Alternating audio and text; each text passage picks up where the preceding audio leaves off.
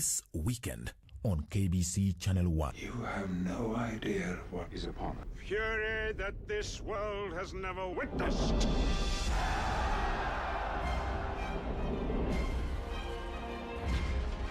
Magneto's got an army out there. You got a war, you might not come home. She might not come home. You ready for that? We're not kids anymore. Hey, I'm not your father. If you want to go, be sure it's what you want. It's time we make our choice. If you're with us, then be with us.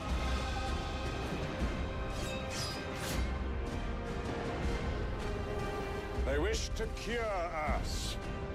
And I say we are the cure. Look at me, G. We can help you. We can fix it. We can make it like it was. Stay with me, please.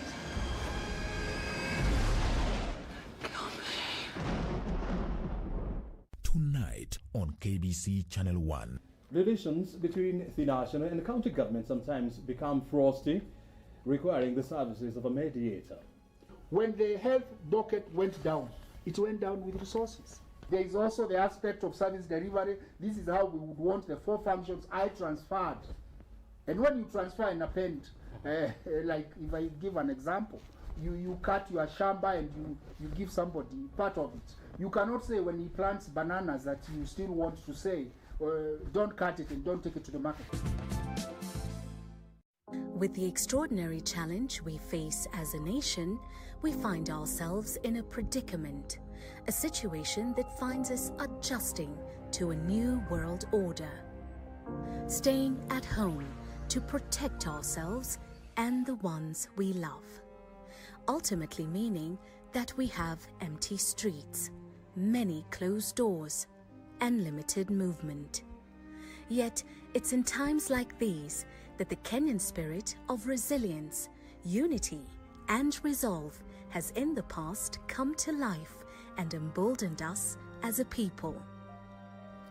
Even now, amid the uncertainty and gloom, there is hope. Hope that together we will overcome this challenge and rise again as a nation.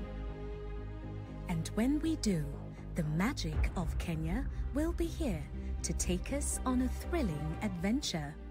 We will once again do what we love, take to our sunny beaches to revitalize, and we will once again go back to having unforgettable safaris.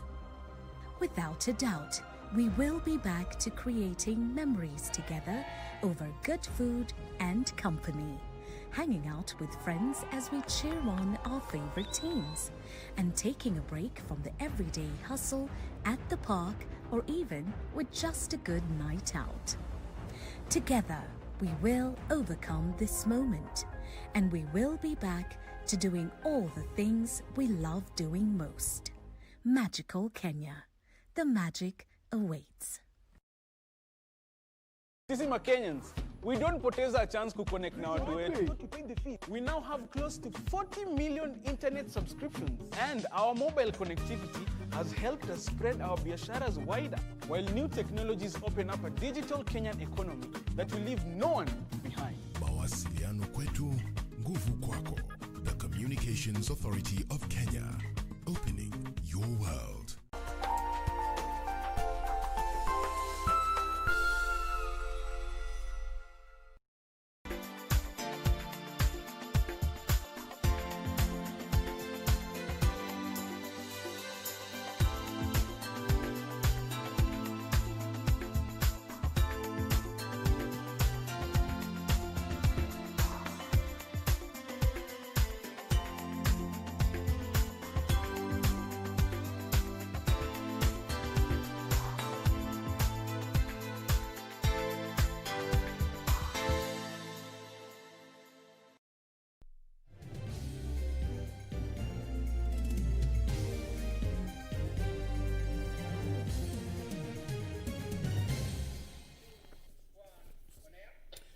Of soaring numbers and reducing figures. We have details why the judiciary is complaining about scaled budget allocation as a country is steering towards the bad numbers. Coronavirus cases continue to rise.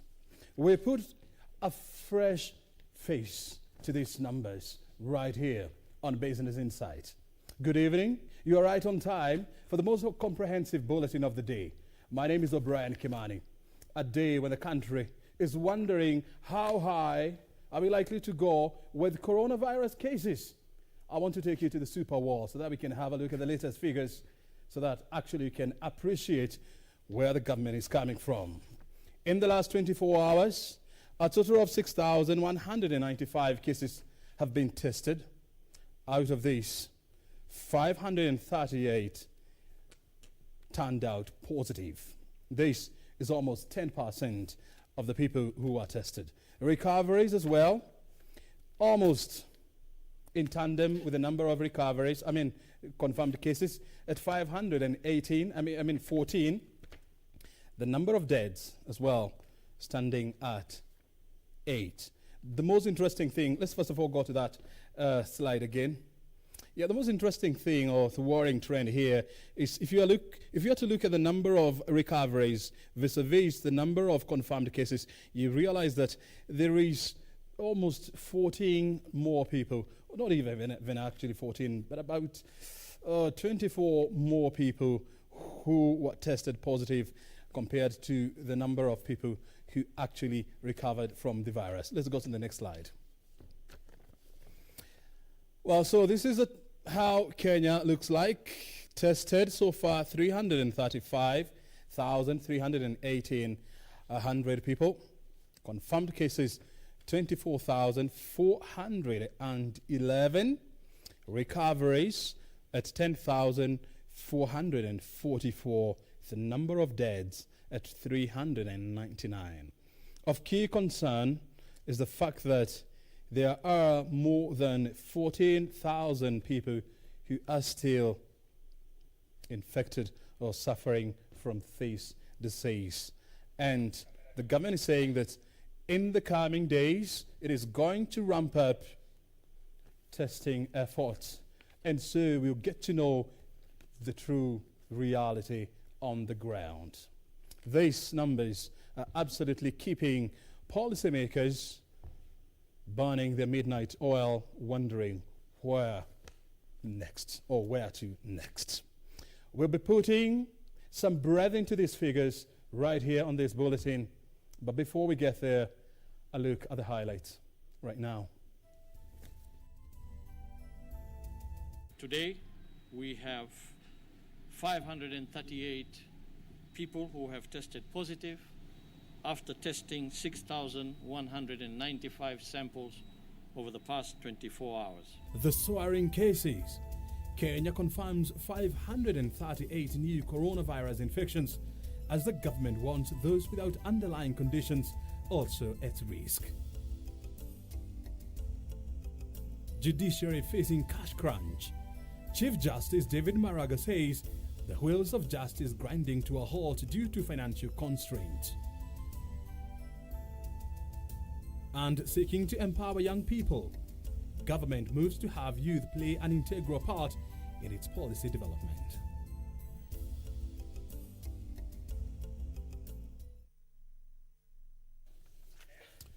I told you, my name is Obrien Kimani, and this is Business Insight at Obrien Kimani at KBC Channel 1, our Twitter handles. Let's engage. The country's coronavirus caseload continues its upward trend, with 538 cases confirmed from 6,195 samples tested in the last 24 hours.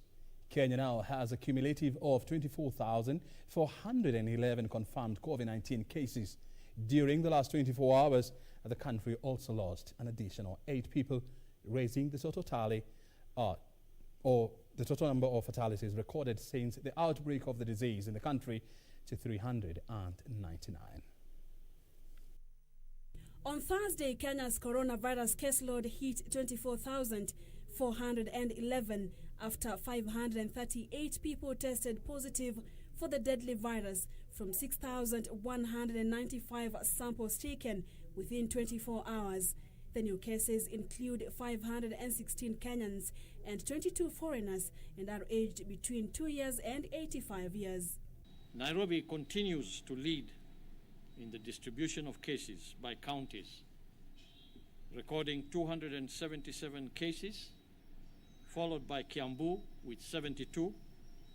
Others are Kajiado with 55, Nakuru 25, Nyeri 20, Muranga 15, Machakos 9, Busia 8, Mombasa and Migori 7 each, Mandera, Laikipia and Bomet 6 each, Meru, Narok, Kisii, Trans Nzoia 3 cases each, Tharaka Nithi, Uasin Gishu and Makueni 2 cases each, Wajir, Samburu, Kwale, Kisumu, Kericho and Baringo 1 case each.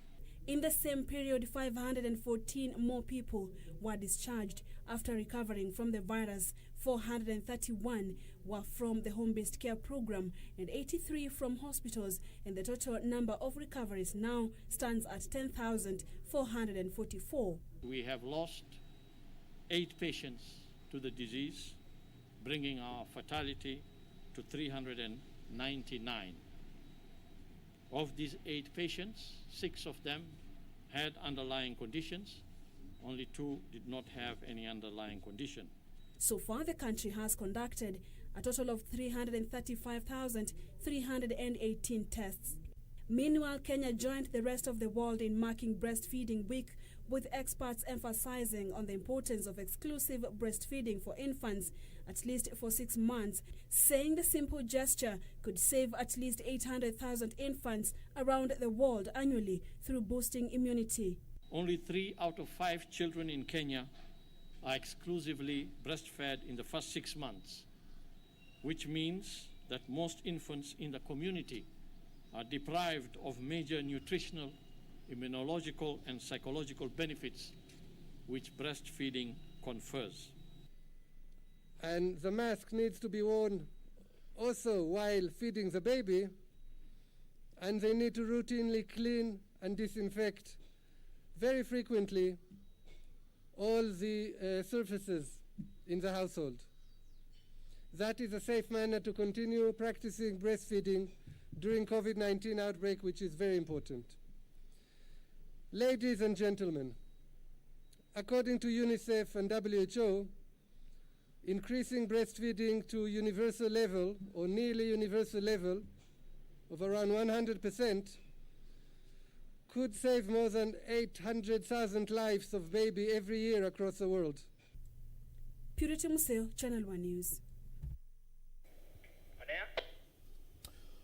Facebook and Twitter have deleted posts by US President Donald Trump for the first time, saying it violated their policies against spreading misinformation about the coronavirus. Facebook say the video post includes false claims that a group of people is immune from COVID-19, which is a violation of the social platform's policies around harmful COVID and misinformation. This came as the United States reported 1,262 more COVID-19 fatalities in the last 24 hours. On Wednesday, U.S. President Donald Trump fell afoul of moderators on Facebook and Twitter after both websites deleted a post by the president's campaign team. In the video, the president claimed children were almost immune to coronavirus, information that the websites termed as misleading. The development came as U.S. reported 1,262 more COVID-19 fatalities in the last 24 hours, according to data by the Johns Hopkins University, taking the country's total death toll to 157,930. Elsewhere, 8 coronavirus patients died in a fire that broke out in the intensive care ward of a private hospital in India's western city of Ahmedabad. Police stopped angry relatives from entering the Shrey hospital in the Gujarati state capital after the tragedy, which, according to emergency services, was caused by a medical staff member's personal protective equipment catching fire. India has recorded the biggest single-day fatalities of 904 in the past 24 hours. Regionally, the president of Gambia, Adama Barrow, has declared a state of emergency and a nationwide nighttime curfew for 21 days as coronavirus cases continued surging. Adama said Gambia's borders and airspace will remain shut except for cargo, diplomats and those seeking treatment abroad. The country has recorded nearly 700 cases and 16 deaths. In Mozambique, President Filipe Nyusi has announced another 30 days of emergency from Friday midnight in a bid to limit the spread of coronavirus, this being the second time the country is declaring a health emergency since March, when it confirmed its first case. The country has so far confirmed 2,079 cases of coronavirus with 15 deaths. At the same time, the director of Africa Center for Disease Control has expressed concern about Tanzania's handling of the coronavirus pandemic. Dr. John Nkengasong said there was no accurate data to determine the situation in Tanzania. He said the center had developed a continental joint response strategy to be able to defeat the virus and emphasized on the need for all African countries to work together. And lastly, people returning from countries with a high risk of coronavirus to Germany will from Saturday have to undergo tests on arrival unless they can provide a negative test result that's less than 2 days old. The tests, which are free, had been offered to such returnees on a voluntary basis since last week, but will now become mandatory. This is after Germany reported 1,045 new coronavirus infections, the first daily jump above 1,000 cases in 3 months. Elsewhere, Chief Justice David Maraga has warned of an increase in backlog of court cases unless the judiciary is allocated adequate resources to discharge its obligations. Maraga says despite the impressive performance and the improvement in the number of resolved cases over the last few years, the number of pending cases between 2016-2017 financial year and 2018-2019 increased by 6.9% across all courts due to scaled-down funding. Having scaled down its operations in order to contain the spread of COVID-19, the judiciary continued to provide judicial services and managed to resolve 27,000 cases, with about 12,000 judgments and rulings being delivered between April and June. Speaking at the launch of the 2018-2019 Performance Management and Measurement Understandings Evaluation Report at the Supreme Court, Chief Justice David Maraga said the judiciary requires unconstrained investment in resources, both financial and human, in order to enhance efficiency and reduce case backlogs. Bear in mind the fact that the judiciary is an arm of government and resource it reasonably within the budget, so that it is able to play its critical role. The moment you lose sight of the critical role the judiciary plays, it will continue being underfunded. While calling for a close working relationship between all arms of government, Maraga said a total of 484,321 cases were filed in various courts in the current financial year, representing a 40% increase from 344,180 cases filed during the 2016-2017 financial year. People have to stand at the window when their cases are being heard in court.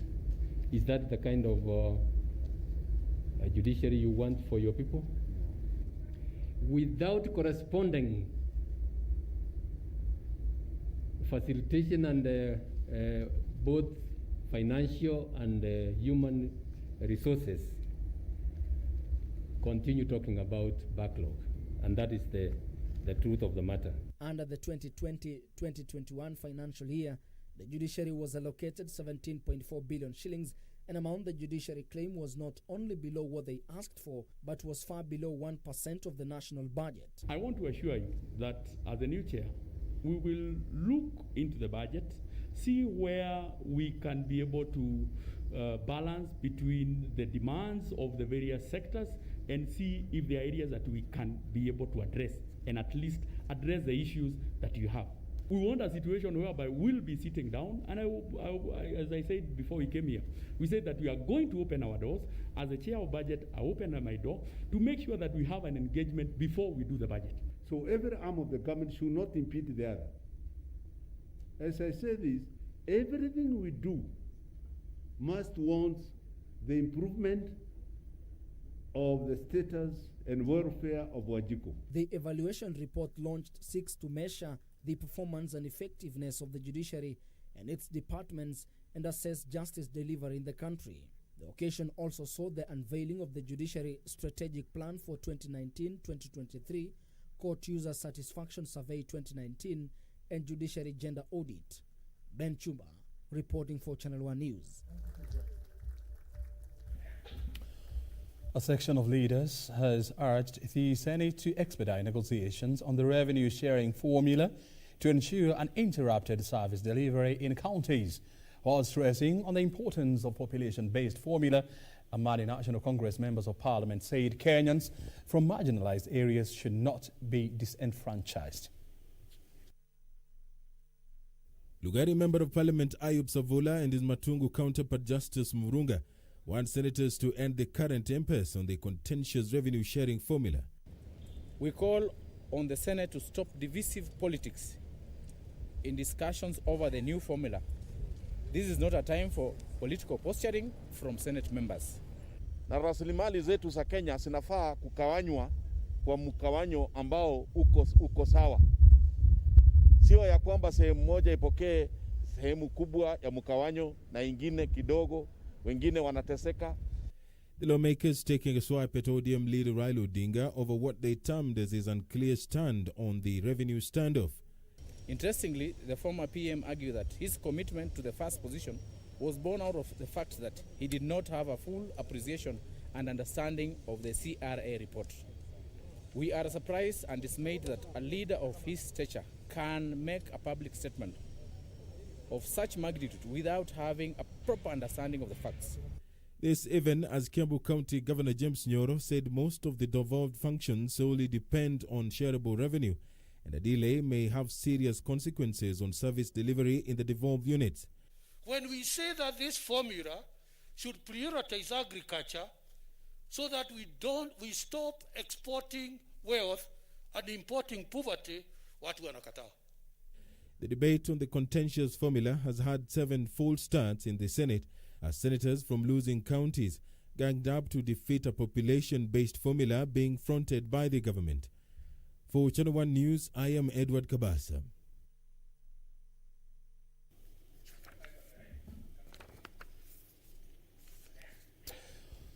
Well, you're watching Business Insight. We are online and, of course, on air. When we are back, I'll be telling you more about what's happening in the world of business. Stay right here.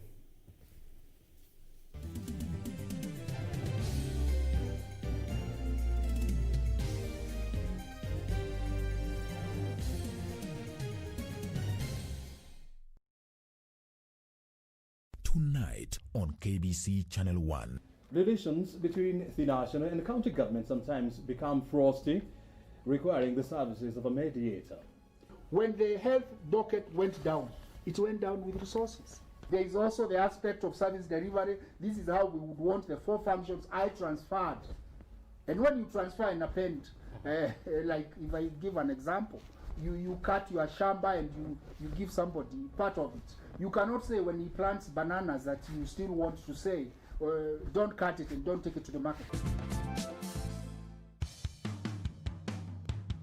The elephants of Ivory Coast gave quite a fight, but they could not match past the pharaohs of Egypt,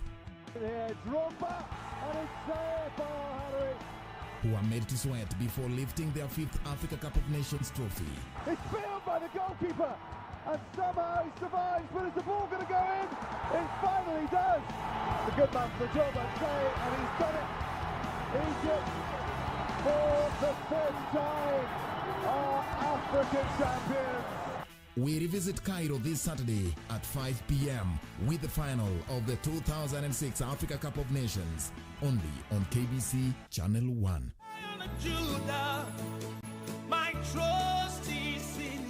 Jumapili hii kwenye runinga ya KBC, ungana naye Askofu Michael Wanderi wa kanisa la Christian Foundation Fellowship Kiambu kuanzia saa 1 hadi saa 2 asubuhi. Ningetaka nikwambie, our Jehovah God, because the Bible says he is the same yesterday, today and forevermore. He is able to take you to a place of abundance. He is able to take you to Rehoboth in the name of Jesus Christ. Kipindi ni neno la neema, ukiletewa naye Askofu Michael Wanderi wa kanisa la Christian Foundation Fellowship Kiambu.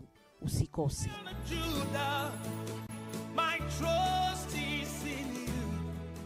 On the next episode of Corner.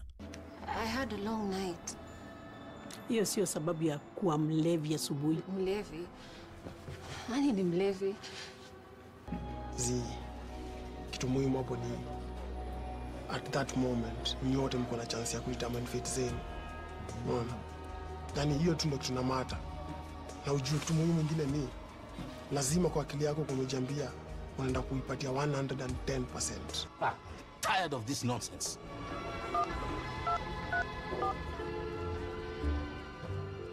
Sorry, the mobile subscriber cannot be reached.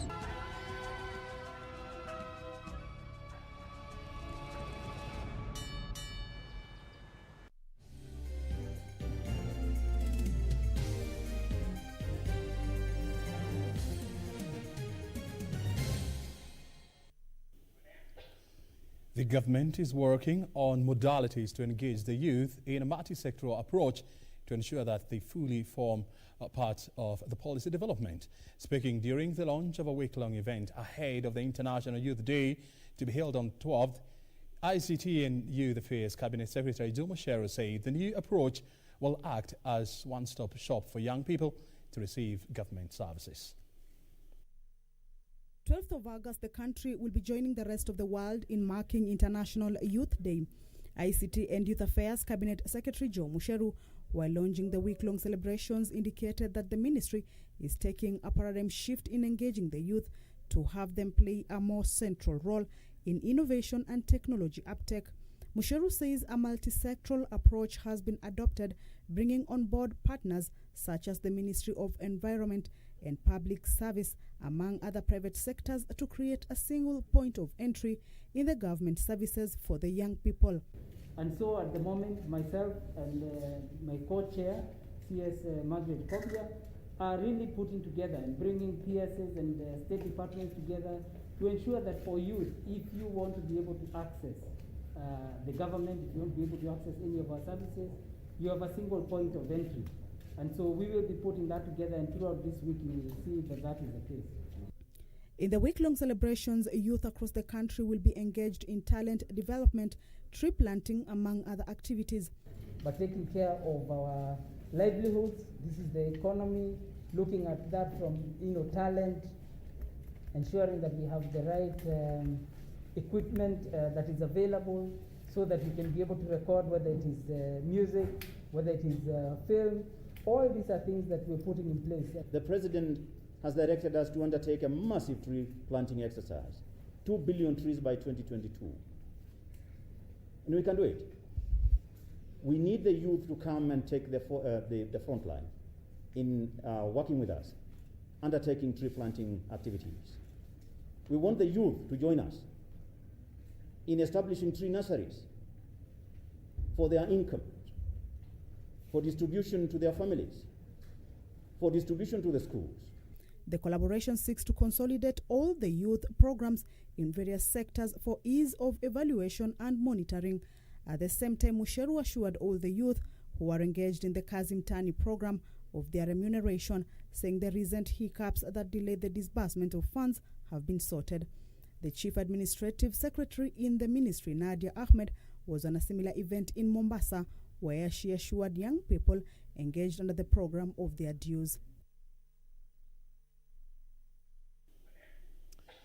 Tourism and Wildlife Cabinet Secretary Najib Balala has launched Kenya's second edition of the Lion and Spotted Hyena Recovery and Action Plan at the Masai Mara National Reserve. Balala said the plan will address complex threats faced by two animals, noting that the long-term vision is to sustain viable populations of the two carnivores. Tourism and Wildlife Cabinet Secretary Najib Balala has said the Recovery and Action Plan to save the spotted hyena and lion population in the country was developed through a consultative planning process in accordance with the International Trade of Endangered Species and Convention of Migratory Species guidelines. So far, lions are endangered. We have 2,489 lions in the country, and hyenas are vulnerable. We don't have the exact number, but we see also they're endangered. Why are they endangered, these animals? Because of lack of spaces. He noted that Kenya Wildlife Service, together with partners, initiated the process of surveying the two animals to get a clear picture of the population of the animals, adding that Kenya is the only country in Africa that has undertaken the massive survey. Balala said lack of proper planning had led to an increase in cases of human-wildlife conflict, but warned communities against killing the animal, saying over 1.5 billion shillings had been disbursed as compensation for communities. I want to congratulate the communities all over the country for their efforts in conserving wildlife, and particularly the endangered species. Lion and spotted hyena are two of Kenya's most iconic but threatened predators. Earlier, Balala witnessed the collaring of a lioness by KWS capture team. Collaring helps in understanding an animal's movement. It is also a management tool that enables monitoring of wildlife to stem human-wildlife conflict.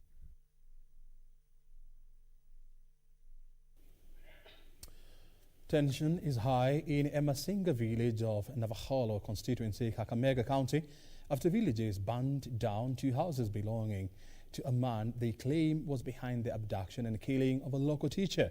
The villagers claim the teacher was picked at night from their home by unknown people who purported to be police officers and later killed.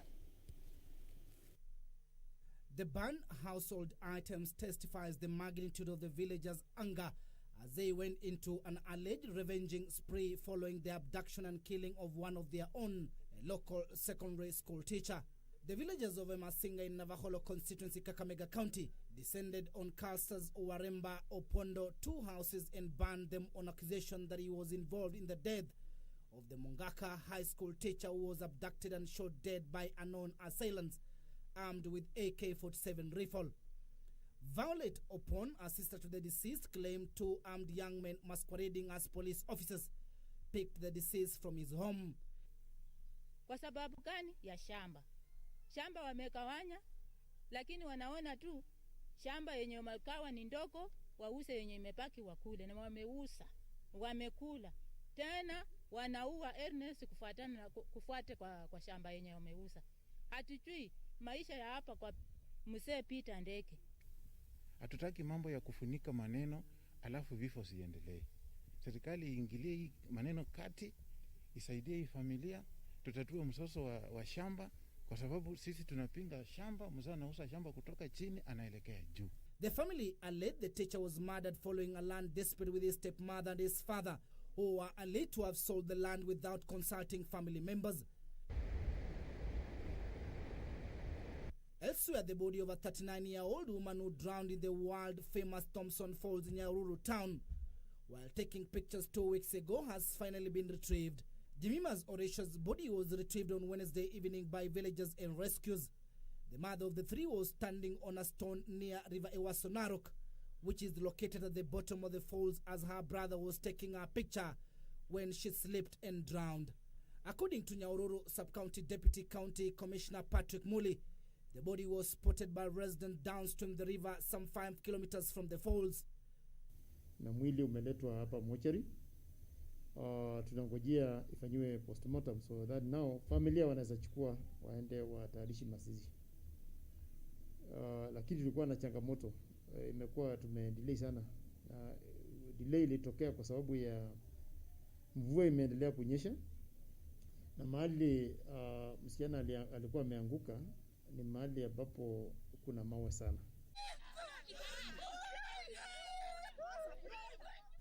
Lastly, bodies of 2 boys who went missing 2 weeks ago in Babiloni village, Kiambu County, have been found in a borehole in Limuru. According to resident John Jenga, 13 years old, and Calvin Kariuki, 10 years, were herding their cattle when they went missing a fortnight ago. Police have begun investigations on the incident. Moja akapeleka buzi nyumbani, au wengine sijui kama walirudi hapa kutafuta hizo nini.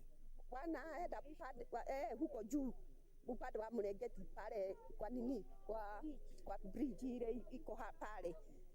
Wakati huo mimi sijui ni nini.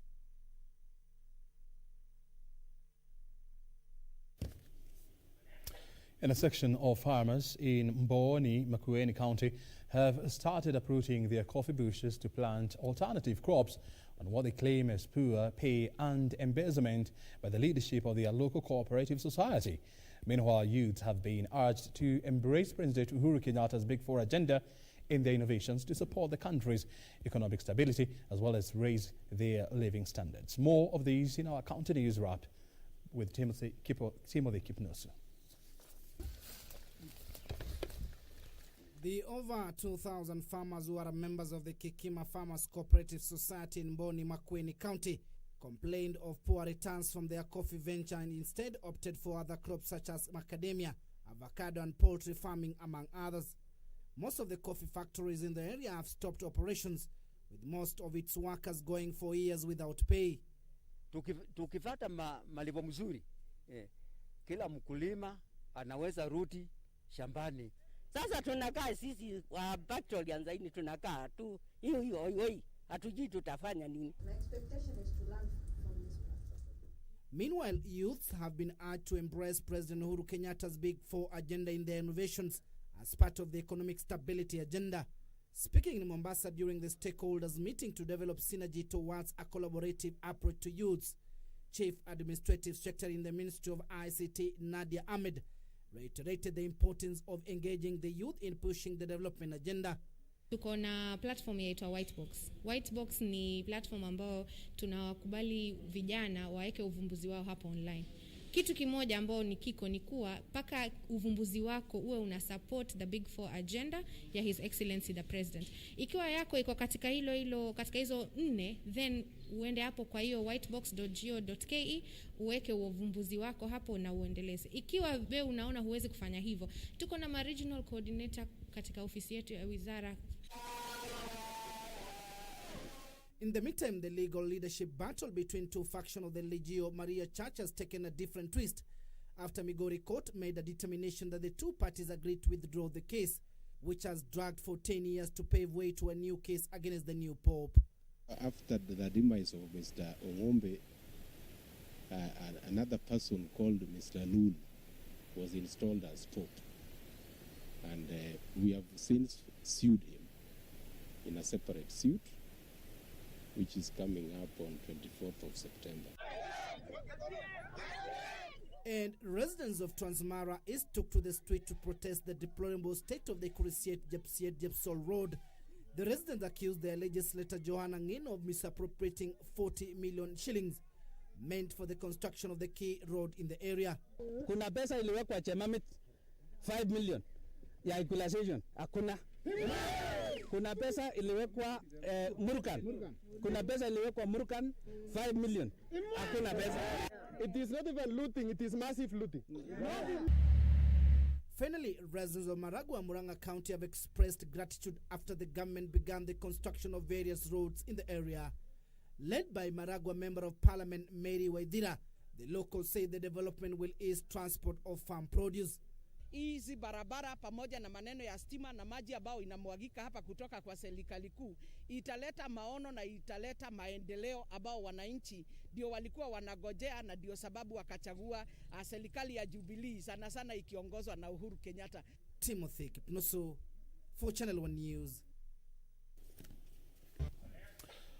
Well, this is Business Insight. We are back, and I'll be telling you why the business community in Mount Kenya is being urged to embrace railway transport. Stay right here.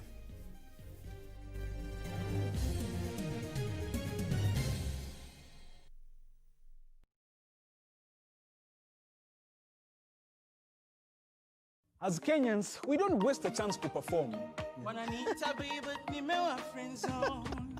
When we moved from analog to digital, we took the opportunity to share our talanta.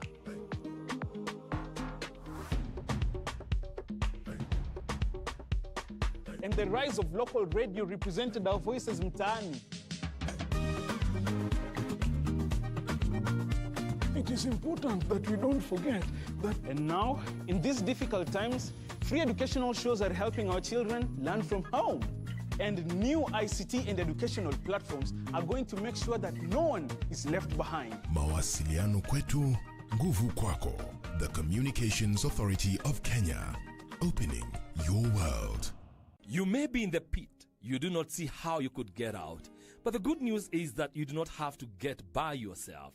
The Most High God is about to lift you out. He's about to turn the medical report. He's about to free you. He's about to open new doors, bringing new opportunities, new relationships.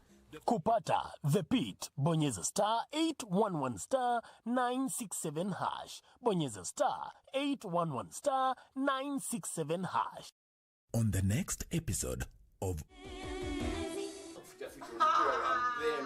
Kama nilikuwa nampenda, shida iko wapi? Yeye yaruhusiwa kuota wake wanne. Matatizo kwako tu. Mimi nilihisi kitabu, nilijua kwa wampenda. Shetani! Mzuka! Usimfuate. Sio ulishakufa bwana. Nini wewe? Jamani. Shetani! Majirani!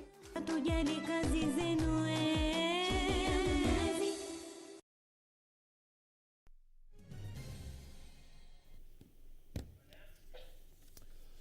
Well, businesses in the Mount Kenya and Northern Kenya regions are being encouraged to tap the newly refurbished Nairobi-Nanyuki railway line to ferry cargo to the area since it's cheaper and safer mode of transport. Petroleum Principal Secretary Andrew Kamau says use of railway to transport petroleum products reduces the risks associated with road transport. Vivo Energy Kenya was the first firm to ferry fuel on the Nairobi-Nanyuki railway line. In December 2016, Kenyans woke up to horrific news of death and chaos after a vehicle ferrying inflammable materials lost control, ramming into oncoming vehicles at the Karai area along the Nairobi-Naivasha highway. This is in addition to another fatal accident in 2009 at the Sachangwan area along the Nakuru-Eldoret highway involving a truck ferrying petroleum products. One of the things that the government is doing is to designate Nanyuki as a fuel pricing point. That way, you can now count from here to where the petrol stations will be, and then we have the full benefit of this installation. And other people who want to also invest in fuel stations from here. With the operationalization of the newly refurbished Nairobi-Nakuru Railway, the government hopes to mitigate such risks as well as lower the cost of cargo transport. Most of the lines are here, the railway lines are here. That indicates that fuel used to be moved by rail, which is really the cheapest way to move fuel if you don't have a pipeline. Kenya Railway says they have reduced charges to encourage businesses in the Mount Kenya and Northern Kenya regions to embrace transport cargo via the refurbished railway. As it is ourselves, we are ready. We want to run a rack of eight coaches from Nairobi to Nanyuki. The 8 coaches are ready. Vivo Kenya plans to ferry 15 million litres of fuel monthly from Nairobi to their depot in Nanyuki. This is a natural place for you, for example, to receive your goods. If you have containerized cargo, it is far more efficient to pick it here in Nanyuki, say, as opposed to the city. Laikipia Governor Derito Mureithi said the refurbished railway will open a new chapter in the region's economy. Regina Manyara reporting for Channel 1 Business. If you have been thinking about going to the Maasai Mara to witness the wild beast migration, this is the best time to do so. This is because the Mara is now less congested after travel restrictions occasioned by the COVID-19 pandemic have reduced the human traffic of those who travel there for spectacular annual event. Tonight on Magical Scene, Irene Machuma explores the wild beast migration and other attractions in the Mara Triangle.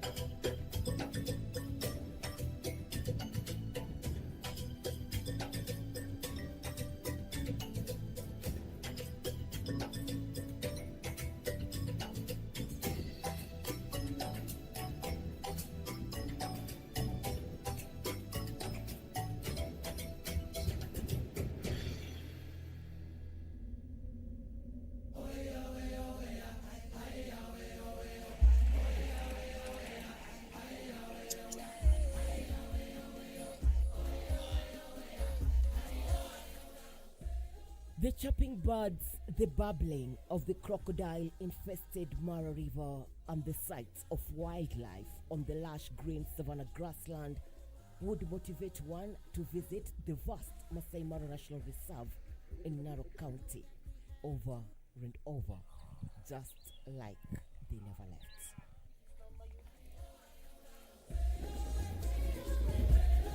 Between July and September, more than 2 million wildebeests and zebras create a sight to behold in the Mara. Dubbed the eighth wonder of the world, huge herds of wildlife cross the Mara River on their journey from Serengeti in Tanzania to the Masai Mara in Kenya.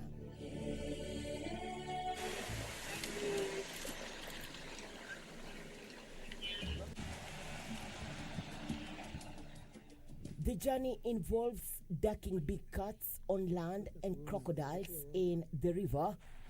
It remains unclear how the wildebeest know which way to use, though scientists believe their journey is dictated by rain that waters diminution of new grass. For local tourists, it's actually perfect to come. It's not as crowded, no foreigners, and no vans all over the place. So that's how we see it. Nowhere in the world is there a movement of such a multitude of animals as the wildebeest migration. It is the drama of the migration which motivates tourists to these parts of Kenya. If you are lucky, you would see predators such as lions and cheetahs on the hunt, marauding through the grassland of the savannah, hunting for the wildebeest. We learned about the Maasai lifestyle. We're really close to the villagers, and we enjoyed it so much. And also from their side, I think they enjoyed having us. It's very quiet here, so I recommend to come to the Masai Mara right now.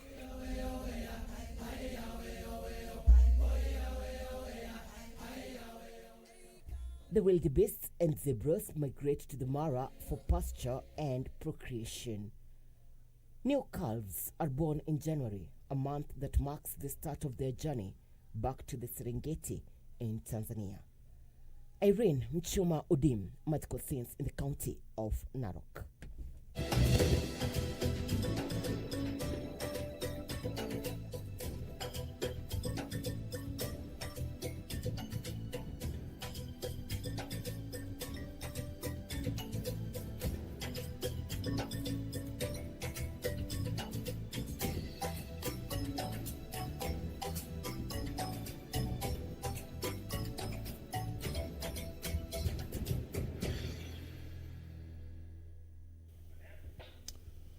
A good time indeed to head to Masai Mara for that spectacle.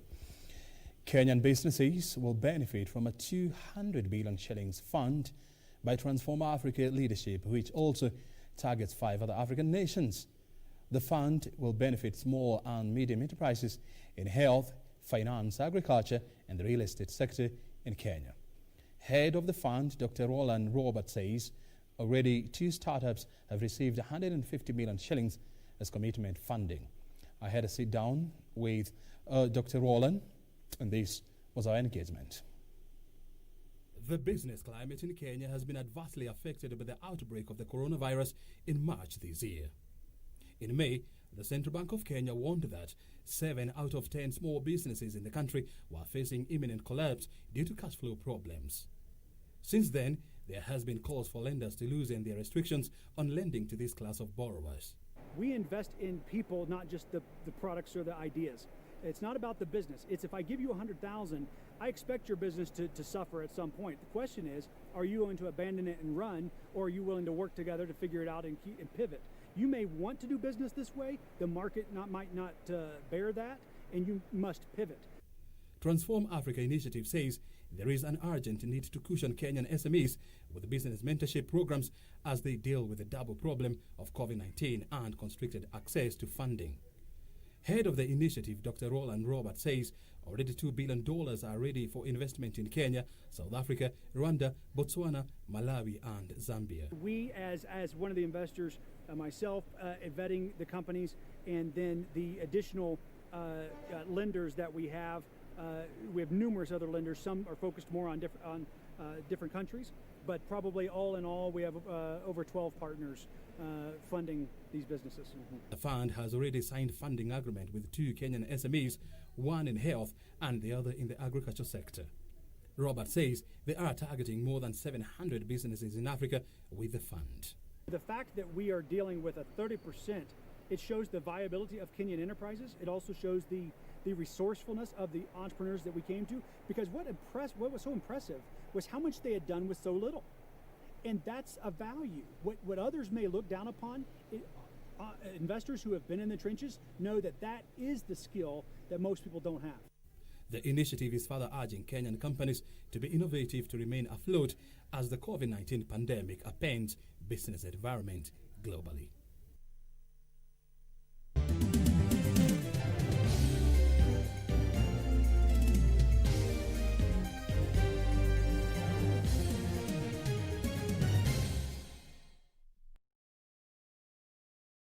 Who choose to read their Bible daily, they become wiser and they become stronger than the people who don't read their Bibles. So when you choose hard, difficult things, you become a natural leader. He brings us to church to introduce to us another higher level of relationship that is called a faith relationship. You are also a solution to somebody else's problem. You cannot be the only problem all the time.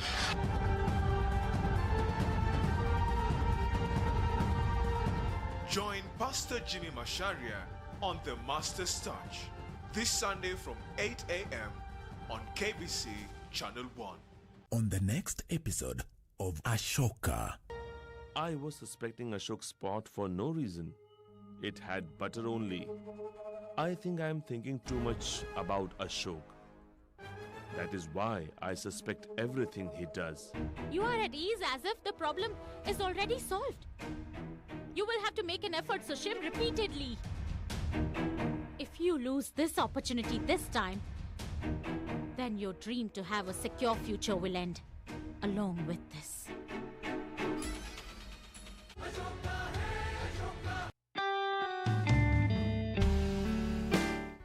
Hamjambo wa Kenya wenzangu. Mimi ni Mheshimiwa Mize. Ninalotaka kuambia ni kuwasihi ya kwamba korona iko.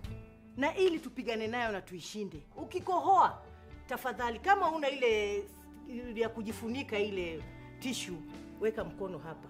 Kama ni chafya yako acho na itabakia pale pale. Kama ni kukohoa yako koholea hapo. Na nakwambia tukizingatia sheria na tuitii, hii corona tutaishinda na nchi yetu tutarudi kama kawaida.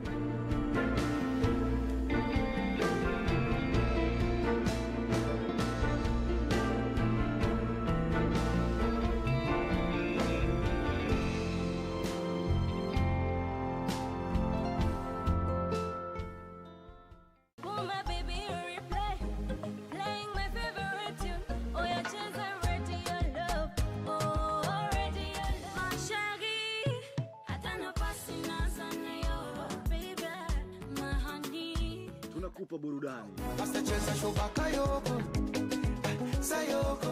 Na umbea, yani stories zinazo trend kwenye mitandao ya kijamii. See baby now we are two in one. We are two in one. Interview kali za wasanii wapendao. Mguu pande panda milima. Aoye izungushie hapo mba. Kama una ndani ya March of Life kupitia KBC Channel 1 na Pwani FM. Kuanzia mida ya saa 3 mpaka mida ya 5 kamili asubuhi. Ukiwa nami ni Teken 1GB. Mimi ni Marco. Keep it locked. Malewa.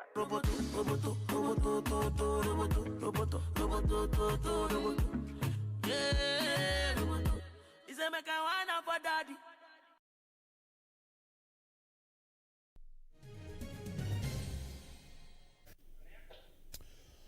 Challenges in accessing material for house construction due to COVID-19 related travel restrictions as well as low demand has seen developers go slow on investment decisions. Betty Kiptum spoke to Mizizi Africa Homes CEO George Mboro about how housing industry is coping with COVID-19 related challenges and the prospects post the pandemic. High prices of housing units had caused a glut, especially in the city of Nairobi. That, compounded with the coronavirus pandemic, made the situation even worse. To just give us an overview of how the real estate sector is performing, is coping, and what the future looks like is George Mburu. He is the Chief Executive Officer at Mizizi Africa Homes. Thank you for joining us. Thank you. We will start right there. How is the sector performing at this time? At the moment, and generally, the economy has had a slump. It has had a big slump, which is not only here in Kenya, it's globally across the globe. Yeah, so the corona pandemic has brought economic hit. Yeah, and for sure it has affected each and every sector, not excluding the housing. Yeah, but also with the pandemic, so many lessons to be learned and new ways of looking at things. Yeah, so those are the things that we shall be talking. Yeah, and seeing the way forward. Right. Let's just start there with the challenges that the sector is facing right now. Could you just delve into that a little bit? Yeah. So for one, also the Kenyan shilling has had a hit. Right. It's at its weakest. And some of the materials that we normally use at the site for construction, because of the dollar fluctuations, they have also gone up. Things like things that we normally get from outside, things like tiles, paint has also gone up because the paint material used. Yeah, some of the materials that we don't get locally, the prices have gone up, which is also could affect the affordability of the houses, because we do affordable housing, and also generally people don't have money. Yeah, like a lot of everybody now. The cash inflow is not as much as it used to be. Yeah, so the purchasing power has gone down. Yeah, so that has had a negative impact generally. Yeah, but on the positive side, it has made people realize that some of these things that people used to see as luxury, like owning a home, people have realized it's a necessity. Because previously, when you are paying rent and you're in a good job, you are a well-paying job, you are satisfied. Now people have realized that having a home is very important, because you can lose the job that you normally, just like that. There are so many people, like it was reported over 3,000 people have lost their jobs. Yeah, so people have come from their comfort zone.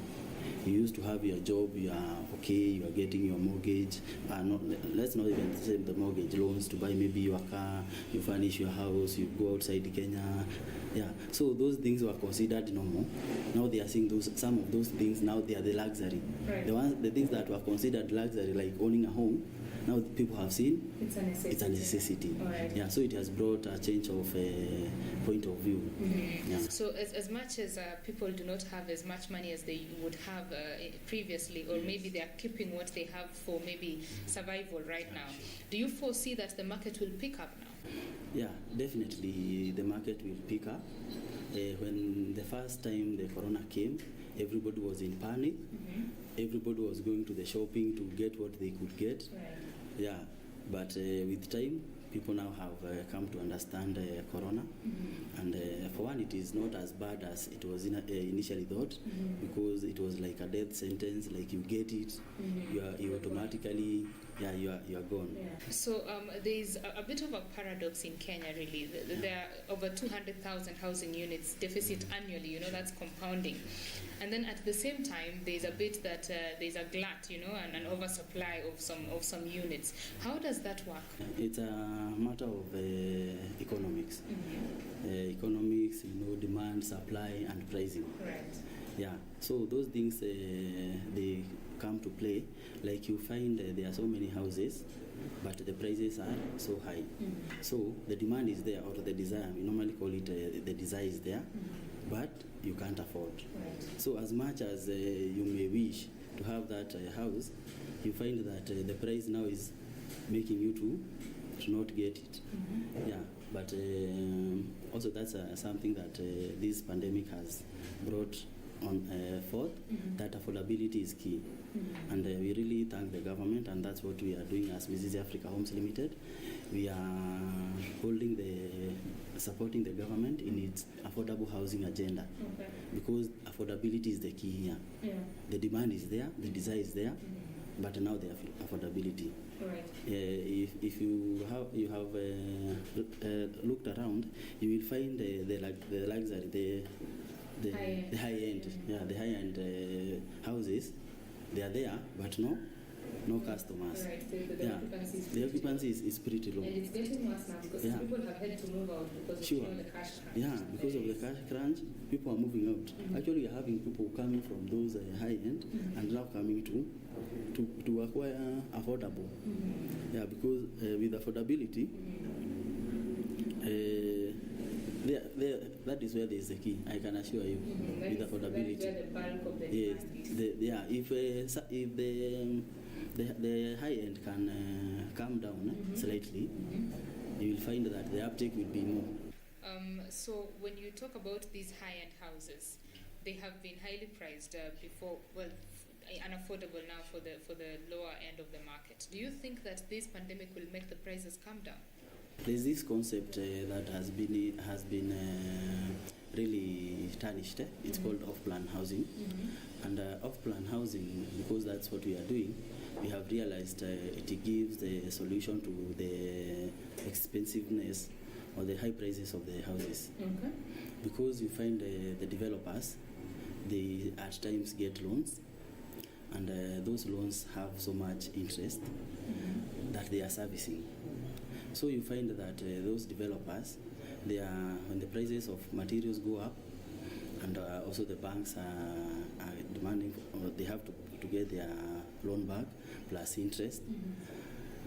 So with that, you find that as much as the developers of the high-end houses would like them to come up, they are not able, because they are at a fix. They are highly pressed with the interest. But now with the affordable housing, because it's something that it's like a partnership between the home buyers and the developers, you find that like for us, we secure a piece of land, and we invite potential buyers. We are selling to them the hope of owning a home at the initial concept of design, and they bring their money. So the customer may go and get a loan, as opposed to the company getting the loan and paying high interest. And by that, you find that we are able to do affordable housing, because it's like teamwork. We have customers who are getting the money, and for us, the thing that need to be looked at is the delivery. Because you listen to customers who are complaining with the off-plan concept, they are complaining not because of the concept, they are complaining because the delivery time has been long, or the delivery time not delivery as they expected. The off-plan idea concept, it is largely dependent on trust. And as you said, there have been quite a number of players before who have let down their customers, hence tainting that off-plan concept. So are you telling us it's not as risky as it looks, or what does the Kenyan expect when they get into an off-plan concept? You have correctly put that the off-plan concept is basically about trust. And those people who had started it's not a very old concept, even the people who have been in the industry, and we actually appreciate them because they started the thing. But I don't know whether they made some challenges, that is why they were not able to deliver, and that's why I would like maybe even the government can get involved, because even what the government is doing right now by the housing, affordable housing, it's basically off-plan. Because it's a fund that has been opened. People start saving, and in one way or another, they get to understand who will get the houses first. Yeah. So it is the same concept. So the concept is not, actually it is the best, and it is the only concept that can give Kenyans affordable housing. I don't see anywhere else we can get all that money to come and build houses and give to people. People also have to play part, and they chip in, and by that, it's not that risky anyway. You just need somebody who is trustworthy, like us, Mrs. Africa Homes Limited. Okay. And I believe others will come up, and I believe the government will give even more support. Actually, we are looking forward even to the time the government delivers, and we are encouraging the government. It has done something that is brilliant. Affordable housing as one of the big 4 agendas is something that is commendable. We as private developers, we have tried it, and it is working. Yeah. Right. Let's talk about housing now in the counties.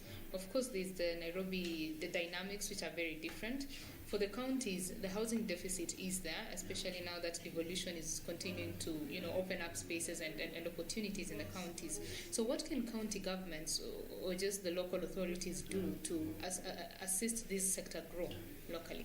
One thing, because we also interact with the counties, we are happy that the counties, they are coming up with things they are calling zoning. And zoning is whereby they are identifying areas that can be used for housing, affordable housing. That is maybe within the towns. They are coming up with areas that can be utilized for construction of houses, affordable houses, coming up with commercial building and such. So the county already, the ones that I have interacted with, we can commend them that they have started that zoning, so that also people don't do haphazard construction. Yeah, and at the same time we need agriculture, because at the end of the day you have to eat. Yeah, we normally say that the 3 basic needs: food, shelter, and clothing. Yeah, so we need food, we need shelter and clothing.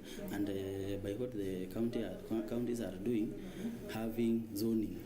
You find this is a town, they are having boundaries. Within this area we can do such and such developments. So if they continue with that, and they also partner with the private developers, and they invite private developers who have tried, and we'll also get to, like for us, we are very open even to get to teach how it is working. We also teach them, they implement it. Yeah. Sometimes when the government is implementing such a thing, there is that conflict of interest, because basically the government comes up with the regulations and other people get to implement. But now you get this one, they are the one who are coming up with the regulations and implementing. So there is also that thing that needs to be looked at. And so what we are encouraging, if there can be public-private partnership, the counties also engage private developers. Yes, they come up with the rules, but they also include the private developers. I think the issue of conflict of interest would be done away with, and these things would come to fulfillment, and the counties can meet the demands of their people, and also the national government. In the quest of achieving these affordable housing, both for the public and the private sector, there is the issue of the building materials that are used here. Most people only know our houses, brick and mortar, leta mawe and, the sand and all that. What is the place of the cheaper building technology now at this point? I remember there was a concept that had been started actually by the government, and it was to try and lower the cost of construction. And it works very well, especially where there are the materials, the brick and mortar are not locally available. But where the brick and mortar, like you are able to get the stones and sand within, when you do the costings, it's cheaper. Because the most expensive thing is the transportation. So you can find maybe in a county that is far away, there are no stones. Maybe they have to get stones from Darugu is the most famous. You are taking stones from Darugu, maybe taking them to Kisumu. the fuel that will be consumed on the way is so much, and maybe there is no quarry, of which I'm talking about. I'm just giving an example. I don't know whether Kisumu there are stones. Yeah, so some of these technologies can be very well implemented in areas that the materials are not locally available. And yeah, there are those fabrications. There are certain fabrications of which they are also very good, because I have had interaction with them, and they were to be rolled out in Kenya, but I don't know what happened. But they are good, especially in the counties that are don't have the locally those brick and mortar. Like for us, for now we are in Kiamburu, Kenyatta Road, and we have Juja there, stones. So for us, the construction is very, it's much cheaper. Yeah, it doesn't make sense to bring those ones while you have, because at the same time you also want to grow those locals, those doing the quarries. When you talk about the materials, the brick and mortar materials being readily available in Kenya, does it mean that the fabricated material is not much available in Kenya? Those, according to what I understand, they normally come from outside. Right.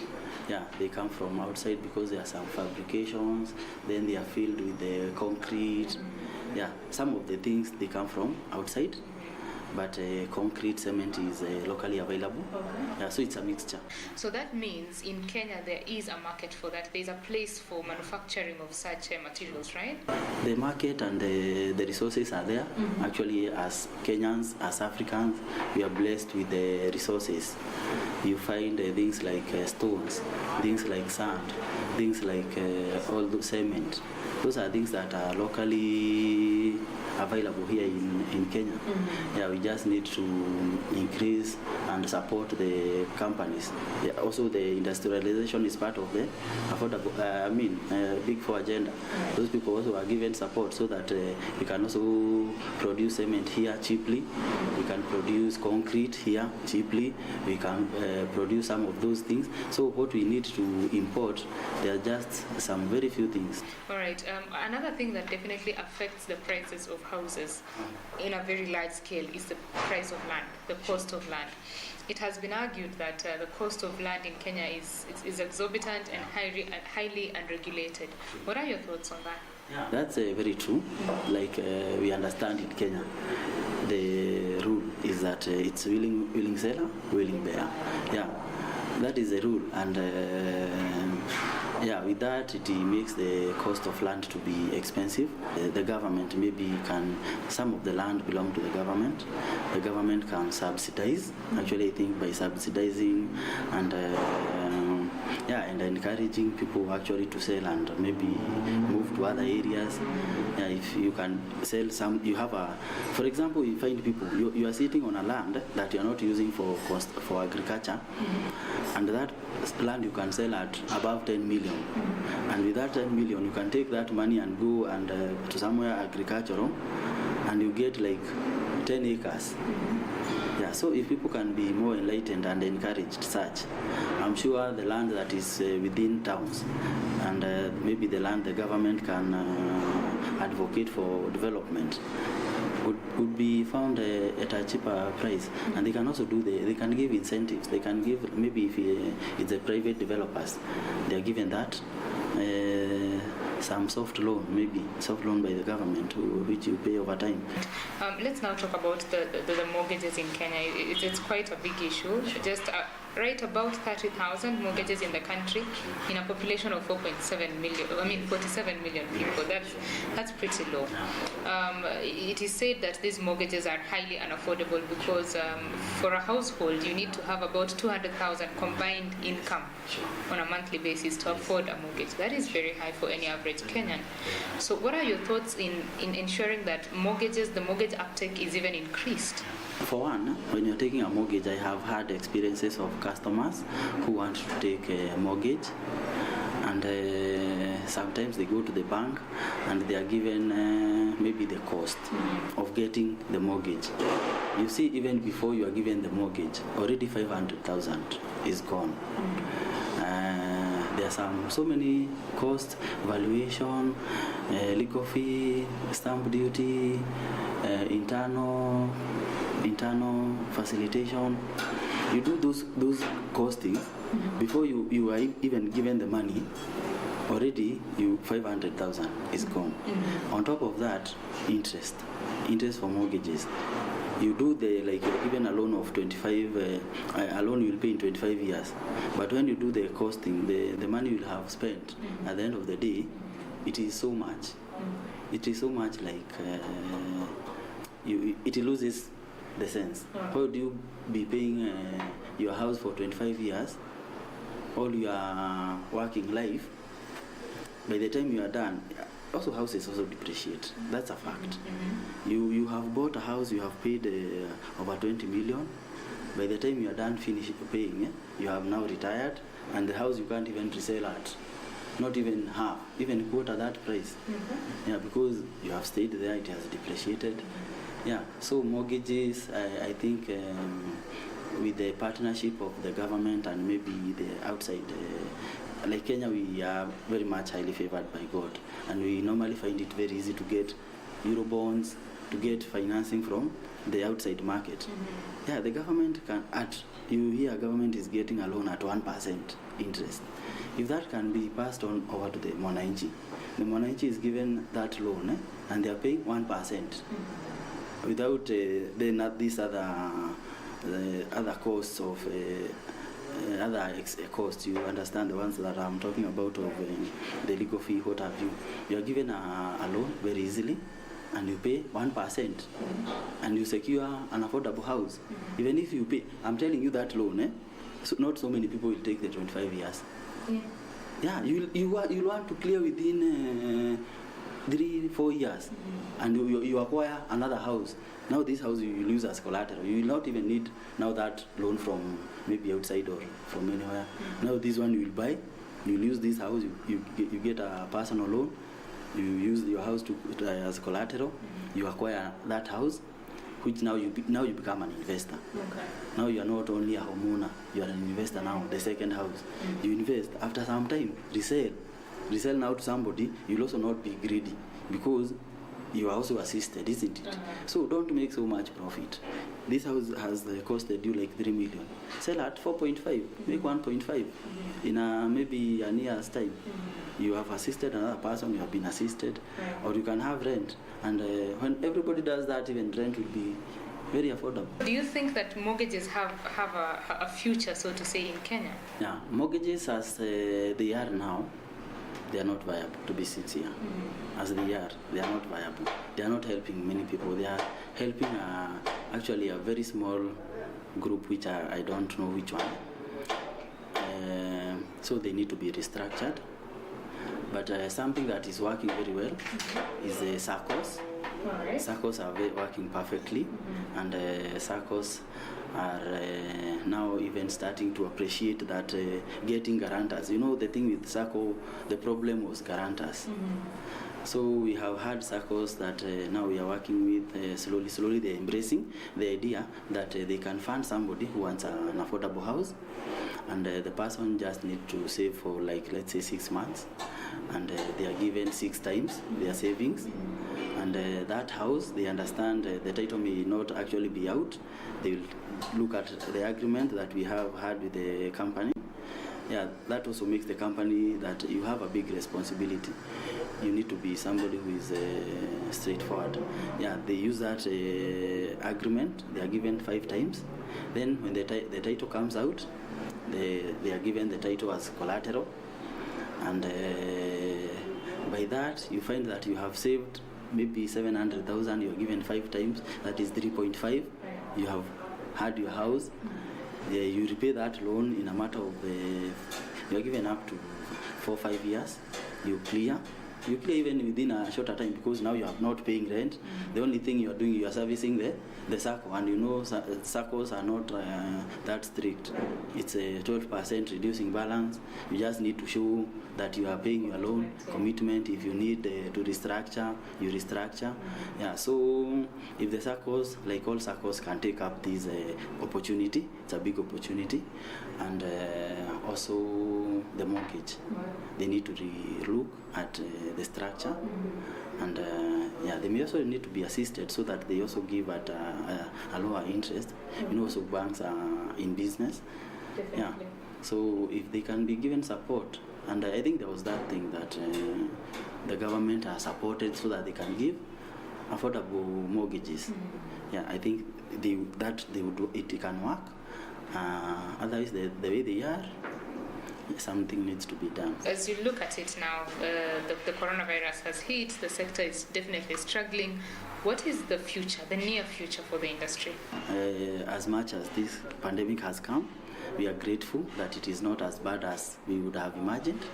And another thing that we are happy with is that now people have realized that some of the things they saw as luxury, they are not the luxuries. People now also need to continue even educating each other that it's very important to own a house, no matter whether you are in the diaspora. Like people in the diaspora, they are returning the money back to Kenya. Those people, they just, even if they are giving their families food for eating, it is not adequate to make sure like the dollar is stable. They need something that they can invest back, because at the end of the day, people in the diaspora need to come back and retire back home, because the life outside there is very tough. Yeah, it's expensive, it's tough. You have to have 3-4 jobs. Yeah, actually, people in the diaspora are working very hard, and we here in Kenya, all we can do is support them, so that when they are giving back this money as an investment back home or their homes, we don't disappoint them. Right. Yeah, which is something as Mrs. we have taken very well, and we encourage other people to take up that role, and by doing so, we will stabilize the economy. The pandemic will have taught us a big lesson. We don't need to waste money on things that are not important. Yeah, we need, like for example, somebody gets a job, the first thing they buy is a big car, they start enjoying life with a big spoon. No, let us first of all create a good foundation, a good base. Then luxury will automatically come. You have your home, you are going back to. Even if you take 1 or 2, where is the problem? Yeah. But imagine you have not paid rent and you are drinking, or you are even taking meat, and the landlord comes. Yeah. Yeah. So mentioning the diaspora market, there have been quite a number of stories of people sending money to their relatives' home, and they come back to a house which never was, So the sector, how are you treating now the diaspora investments in Kenya? Actually, it's a very sad it's a very sad story, because you find that person comes to retire back home, they are happy, they say goodbye, they come back, only to come and find nothing. Those people, they get depressed, and they get depression, and actually, unfortunately, even some die, and even some even commit suicide. Yeah, so it is something that needs to be taken very seriously, and the money of the people in the diaspora needs to be taken well care of. I don't know whether there can be a certain regulation. The government can look at the whole thing very carefully, and have a way that people who are returning money, if it's a house they are constructing, it needs to be constructed. And that's why, like us as a company, maybe a family, there's nothing much you can do, maybe to a family member, maybe it's your uncle. You'll just maybe fight them for a minute or for a few hours, then what do you do? But if companies can be held to account, this person was sending you to purchase this. Yeah, and like for us, we normally do regular updates. They need regular updates, and again, when they come, they find what they were paying for. Yeah. So if maybe the family members, it would be difficult to put them into account, but maybe now the companies. Yeah, and definitely it's much easier. Yeah, they are put to account, and also the companies become accountable. We don't have to. What we need to do is to support the government.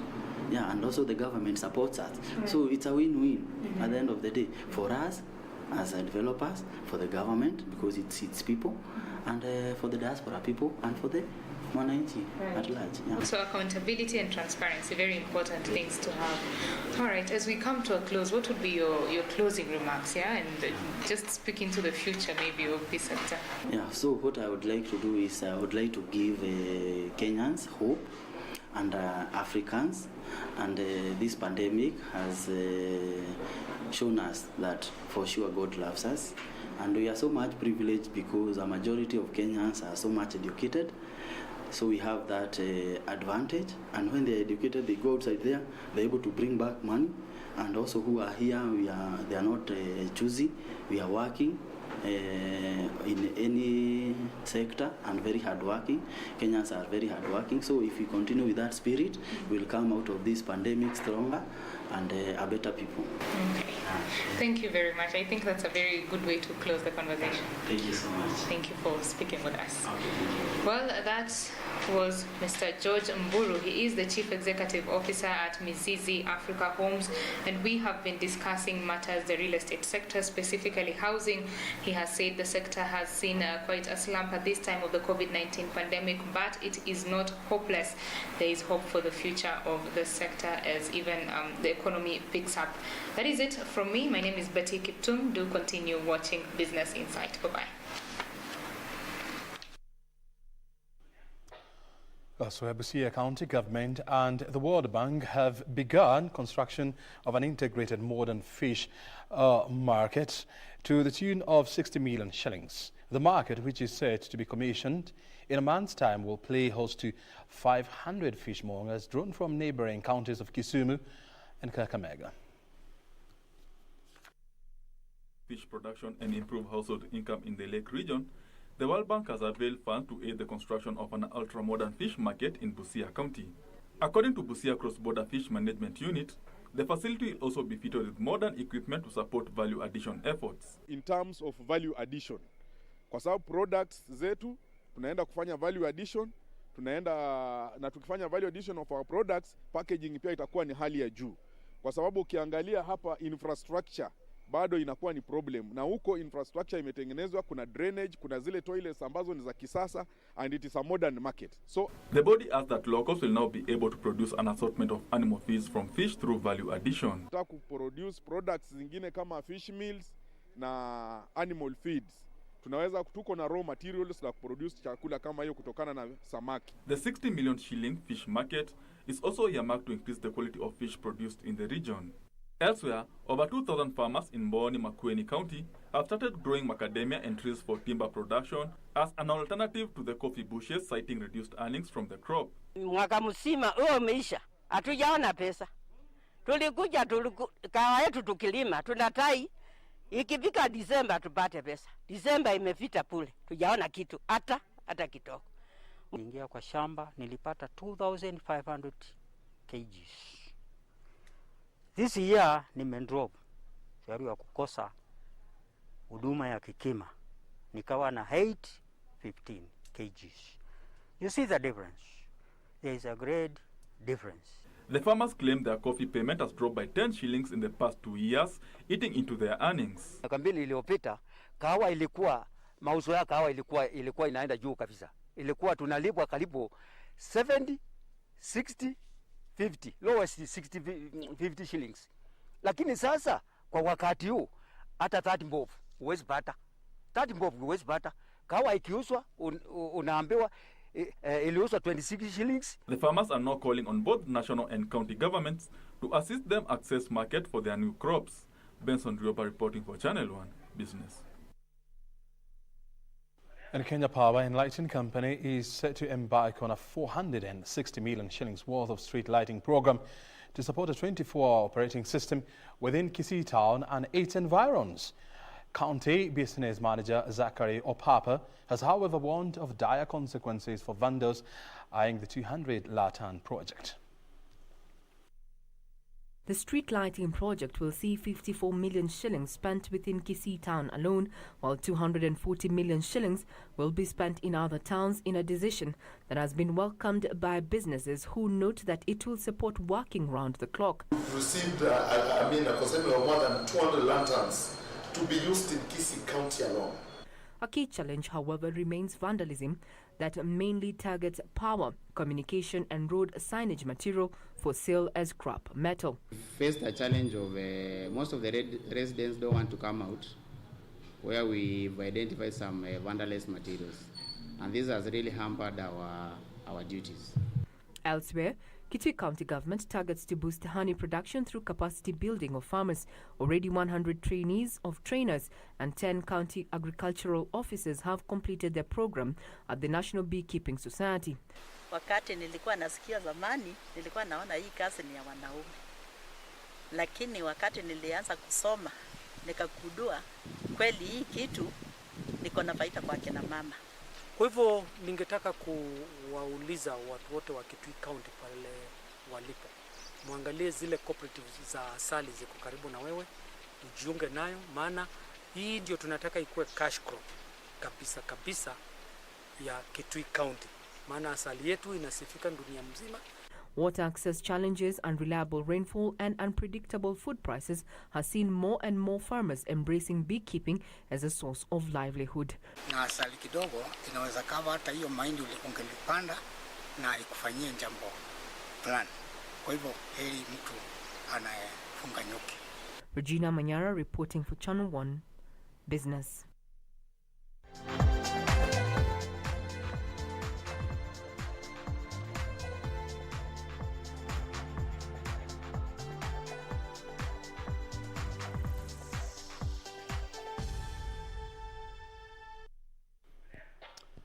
Time now to head to the fields, and the Parliamentary Committee on Sports Chairman Peter Macau says his committee is working on enacting sports-specific laws that will criminalize the use of handling of steroids in the country. He said use, administration, possession and distribution of banned substances will be criminal offence once the bill is passed and become law. The Sports CS Ambassador Amina Mohammed's proposal of criminalizing doping within the country has been supported by the Parliamentary Committee on Sports, led by the current chairman, Honorable Patrick Macau, who has expressed optimism that once the bill passes through Parliament, it will become a law and doping will be treated as a criminal offense. And I think I'm in support because, you know, games is about rules, and now if rules are not being obeyed, we must now regulate. And I think that bill will govern every athlete of this country, that you be aware that if you dope, this is a criminal act that is, if you are found culpable, you might end up in jail, or FT fines will be, levied on you. And I think it is important for our athletes to understand that that law is coming and is looming. So what you can do is, for me to advise them, is stay away from doping. Honorable Peter Macau has said that the bill, once passed in Parliament, the possession of prohibited substances, the supply or distribution of substances, the administration or prescription and failing to cooperate with anti-doping investigations being conducted by Anti-Doping Agency of Kenya, ADAC, or the World Anti-Doping Agency, WADA, will be a criminal offense. Very unfortunate to see our athletes die out or be banned, giving a bad name to Kenya, giving a bad name to Kenyan athletes, upcoming ones. And I think we should set precedents, and we should be forthright on this. So the moment it comes to us, immediately as the chair, I will mobilize my team, and I'm sure we'll come up with a good bill. Once the bill is passed in Parliament, Kenya will join other countries that have criminalized doping, including, among others, China, the Democratic Republic of Congo, Mexico, and New Zealand. Frederick Mwoki for Channel 1 Sports.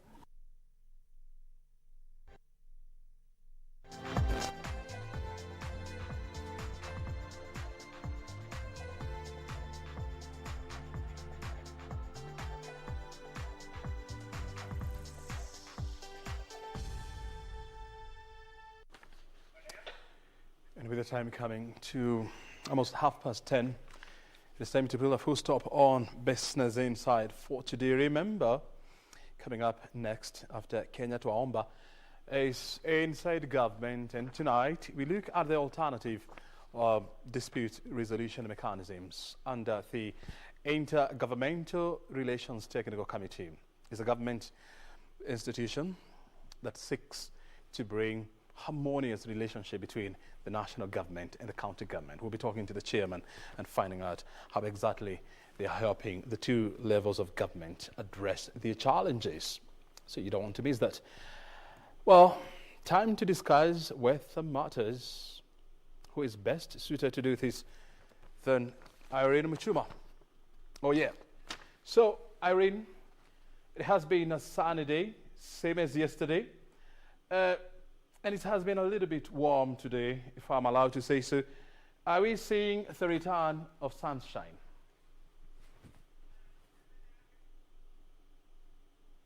That's right, O'Brien, though it won't be so different from what we had today. We are looking towards a sunny Friday in the capital, though the early morning hours will be cool and cloudy. That means cold weather conditions will prevail during the early morning hours, and tonight it's pounding in several places over the western parts of the country and the Lake Basin region.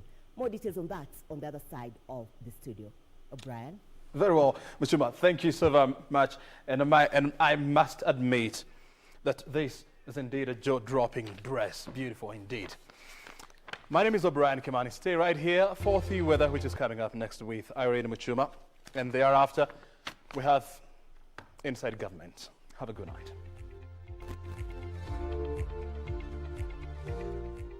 Good evening and a very warm welcome to Channel 1 Weather Updates. I hope you're well. My name is Irene Mchoma Odim.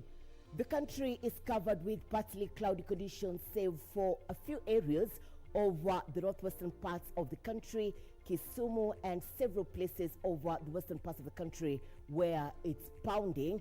And that is how the night will be. The morning, we are looking towards a cool and cloudy weather patterns in Meru and Nyeri.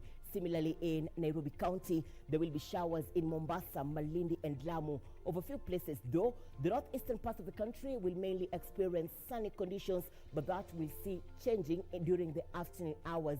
The northwestern parts of the country will experience wet conditions over a few places, and especially around Lodwar, the Lake Basin region will be sunny.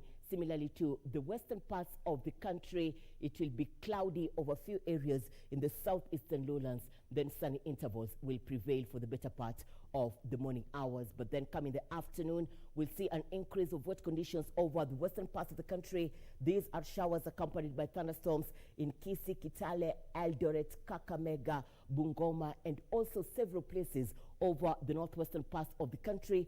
Sunny conditions will dominate the northeastern parts of the country, though towns in Marsabit and in Solo counties will experience wet conditions over few places. It will be sunny at the coastal strip, similarly in the southeastern lowlands. The highest temperatures across the country will be experienced in Lodwar. That will be at 34 degrees Celsius. Nairobi will experience highs of 25 degrees Celsius and lows of 13 degrees Celsius. But then if you have plans to spend your week here in the capital, this is how weather patterns will be. Scattered wet conditions over a few places, and it will be sunny on Sunday. And for you in Mombasa County, we're expecting wet conditions over a few places. That will be on Friday, Saturday, and Sunday. Sunny conditions will dominate Monday and Tuesday. That is how weather patterns are shaping up in the home country. Let's now have a look at the international forecast. Do have a good night and see you tomorrow, God willing.